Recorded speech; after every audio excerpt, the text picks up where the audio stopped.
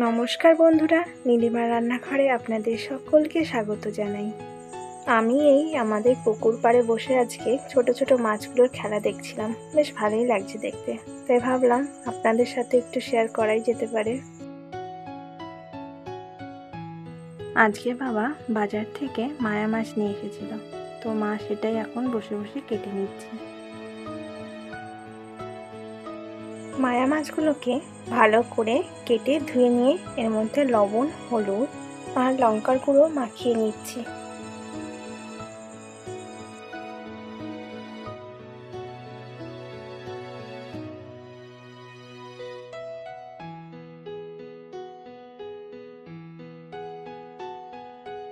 এখানে আমি উপকরণের জন্য 4টে পেঁয়াজ, একটা টমেটো, 5-6টা কাঁচা লঙ্কা আর বিলাতি ধনেপাতা নিয়েছি। এবার সেগুলোকে খুব ভালোভাবে কুচিয়ে নিয়েছি।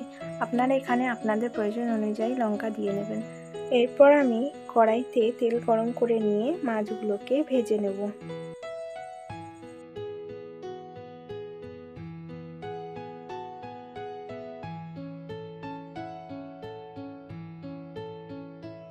এখানে আমি মাছগুলোকে খুব কড়া করে ভাজবো না, একটু হালকা হালকায় ভেজে তুলে নেব।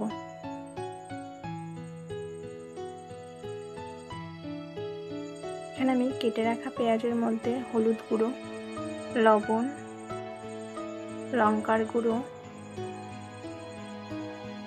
কাঁচা লঙ্কার টুকরোগুলো দিয়ে এবার সব কিছুকে একসঙ্গে ভালো করে মাখিয়ে নেব।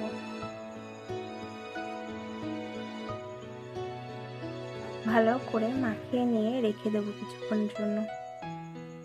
আর এদিকে আমি সব মাছগুলোকে ভেজে নিলাম। এরপর আমি সেই তেলের মধ্যে মাখানো পেঁয়াজটা দিয়ে দিচ্ছি।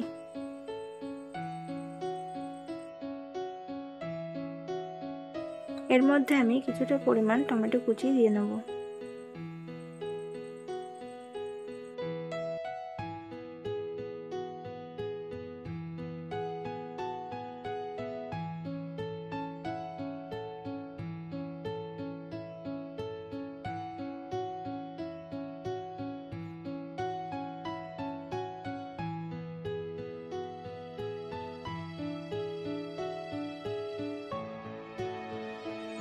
সবকিছু ভালোভাবে সেদ্ধ হয়ে গেলে এর মধ্যে আমি ভেজে রাখা মাছগুলোকে দিয়ে দেব।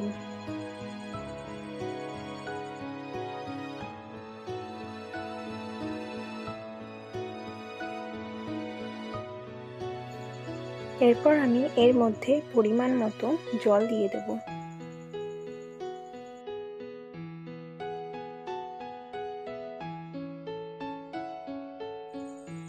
এবার আমি ঢাকা দিয়ে কিছুক্ষণ রেখে দেব।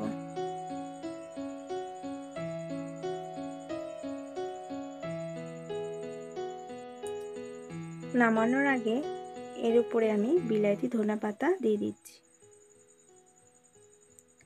আমার রান্নাটা কমপ্লিট হয়ে গেছে। রেসিপিটি ভালো লেগে থাকলে অবশ্যই বাড়িতে একবার বানিয়ে খেয়ে দেখবেন। এই রকম সুন্দর সুন্দর রেসিপি পেতে নীলিমার রান্নাঘরের সাথে থাকুন। আজ আসি বন্ধুরা, নমস্কার।